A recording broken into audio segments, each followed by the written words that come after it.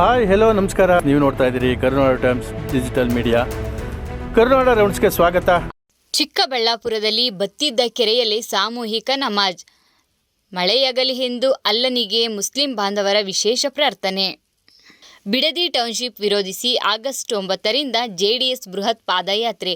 H D. Kumaraswamy ಚಾಲನೆ. 11ರಂದು freedom ಪಾರ್ಕ್ನಲ್ಲಿ ಸಮಾವೇಶ. ಮುಳ್ಳಯ್ಯನಗಿರಿಯಲ್ಲಿ ಭಾರೀ ಗುಡ್ಡ ಕುಸಿತ. ನಿರಂತರ ಮಳೆಯಿಂದ ಅಪಾಯದ ಗಂಟೆ. ಪ್ರವಾಸಿಗರು ಹಾಗೂ ಸ್ಥಳೀಯರಿಗೆ ಜಿಲ್ಲಾಡಳಿತದ ಎಚ್ಚರಿಕೆ. ಕನಕಪುರದಲ್ಲಿ ಕಾವೇರಿ ಹೋರಾಟ. ಖಾಲಿ ಕೊಡ ಹಿಡಿದು ರೈತರ ರಸ್ತೆ ತಡೆ. ತಮಿಳುನಾಡಿಗೆ ನೀರು ಬಿಡದಂತೆ ಆಗ್ರಹ. ಹೋಟೆಲ್, ರೆಸ್ಟೋರೆಂಟ್ ಮಾಲೀಕರಿಗೆ ಸಿಹಿ ಸುದ್ದಿ. ವಾಣಿಜ್ಯ ಎಲ್ಪಿಜಿ ಸಿಲಿಂಡರ್ ಬೆಲೆಯಲ್ಲಿ 200ಕ್ಕೂ ಹೆಚ್ಚು ಇಳಿಕೆ.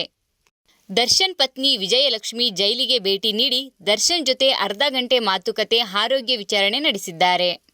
ವಿದ್ಯಾರ್ಥಿಗಳಿಗೆ ಶಿಕ್ಷೆ ಅಲ್ಲ, ಸಂಸ್ಕಾರ ಮುಖ್ಯ. ನಿಂದಿಸಿದ ಮಕ್ಕಳನ್ನು ಕ್ಷಮಿಸಿದ ಪ್ರಧಾನಿ ಮೋದಿ. ವಿನಯ್ ಕುಲಕರ್ಣಿಗೆ ಹೈಕೋರ್ಟ್ ಜಾಮೀನು. ಪರಪ್ಪನ ಅಗ್ರಹಾರ ಜೈಲಿನಿಂದ ಬಿಡುಗಡೆ.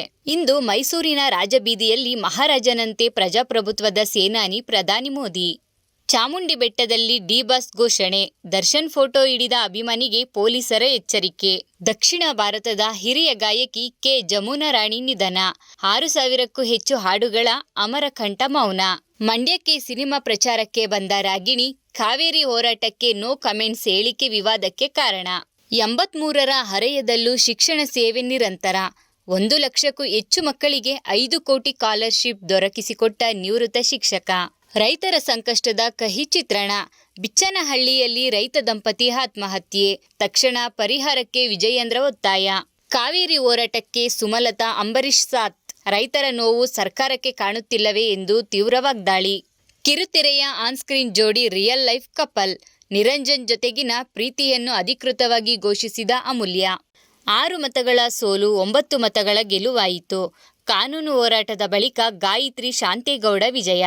3,991 ಪೊಲೀಸ್ ಕಾನ್ಸ್ಟೇಬಲ್ ಹುದ್ದೆಗೆ 4.54 ಲಕ್ಷ ಅಭ್ಯರ್ಥಿಗಳ ಪೈಪೋಟಿ. ಆಗಸ್ಟ್ 2ರಂದು ರಾಜ್ಯಾದ್ಯಂತ ಬಿಗಿ ಭದ್ರತೆಯಲ್ಲಿ ಪರೀಕ್ಷೆ. ರೈತರು ಸಂಕಷ್ಟದಲ್ಲಿದ್ದಾರೆ. ಈಗ ನೀರು ಬಿಡುವ ಆದೇಶ ಅವೈಜ್ಞಾನಿಕ. ಕಾವೇರಿ ವಿವಾದದ ಬಗ್ಗೆ ಎಚ್.ಡಿ. ಕುಮಾರಸ್ವಾಮಿ ಆಕ್ರೋಶ. ಇದು ಇಂದಿನ ಕರುನಾಡು ಟೈಮ್ಸ್ ರೌಂಡ್ಸ್ನ ವಿಶೇಷತೆ. ಮತ್ತಷ್ಟು ಸುದ್ದಿಗೆ ಕರುನಾಡು ಟೈಮ್ಸ್ ಡಿಜಿಟಲ್ ಮೀಡಿಯಾವನ್ನು ತಪ್ಪದೆ ವೀಕ್ಷಿಸಿ.